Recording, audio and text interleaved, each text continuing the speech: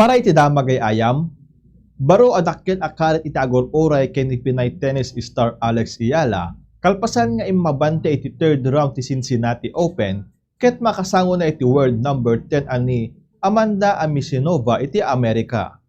Ngimmato iti round of 32 ni Ayala, kalpasan ang nangabak kontra ken ni Romanian Elena Gabriel Rose, iti score nga 6-1, 3-0, sakbean nagretiro gapo iti injury iti sakana. Daytoy iti umuna pa nagsango da Ayala ken ni Anisimova iti karera da.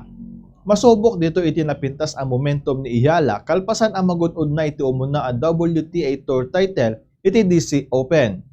Nito ding tilaban inton Rabii oras ti Pilipinas iti Mason, Ohio.